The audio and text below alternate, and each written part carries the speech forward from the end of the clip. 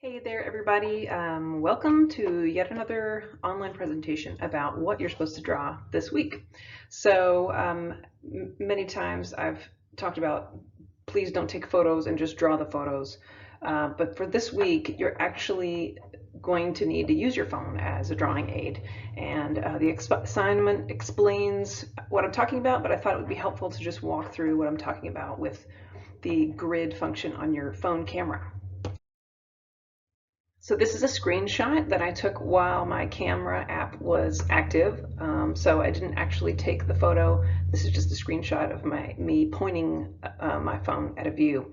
And you'll notice the grid that's imposed over the image. If you can do that for a photo you've already taken, that's great. This was just my quick and easy way of getting this done. The key thing about using a grid in any kind of transfer of image process is that the proportions are the same. So if you're working with 18 by 24 paper, your source image, to do this proportional one rather than a measured one, needs to be the same proportion. So 18 by 24 has a ratio of 3 to 4, with the factor being 6. 3 times 6 is 18, 4 times 6 is 24. You can also set your camera on your phone to take a 3/4 ratio. Mine, it's the default setting. So then all you need to do is, if you equally divide your source image and then make the same ratio markings on your blown up size, you'll be able to easily transfer the image without distortion. And dividing your image up into 16 portions only requires 6 lines. 3 horizontal lines, one that's at the center, and then a line that divides the top half into half and the lower half into half. So 3 horizontal lines, and then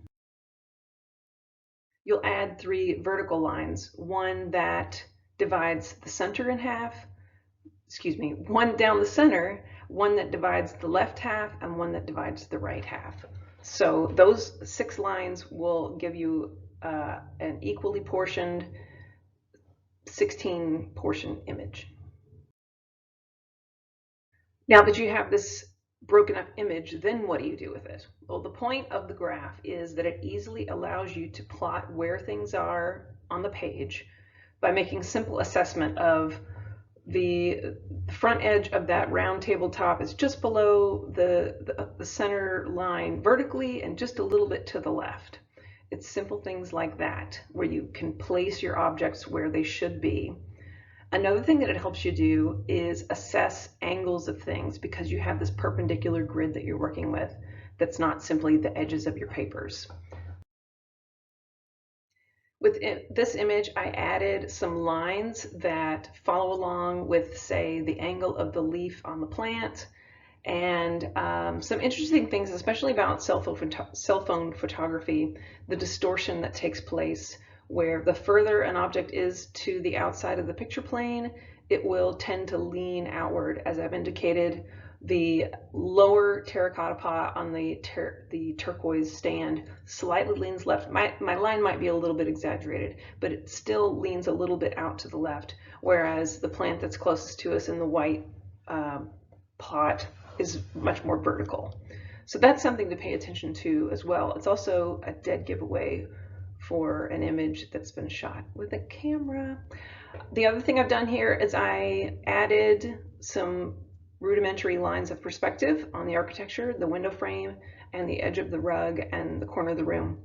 The next slide, I removed the image so you can just see the lines. But this is what this can help you do, is to better assess the angle of things by using this regular system. And here's that image with the picture removed. The purple lines represent the perspective lines that I mapped out from the previous image, and the red lines are the other objects, some of the other objects in the picture. And here the image is back, just to give you a bit of comparison.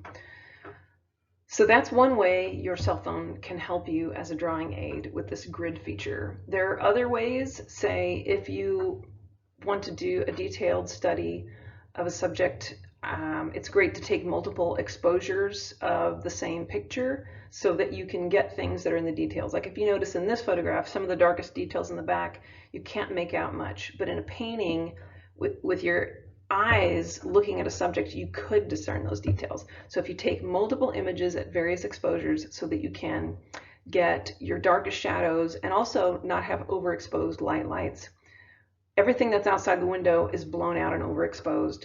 If I were to create a drawing or a painting that had this same range of values, you would immediately know that it was a copied photo because it doesn't have a fully fleshed out value range. All the lights are blown out.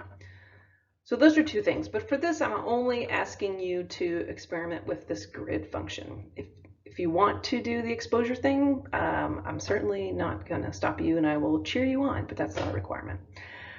So, all right, thanks, happy drawing.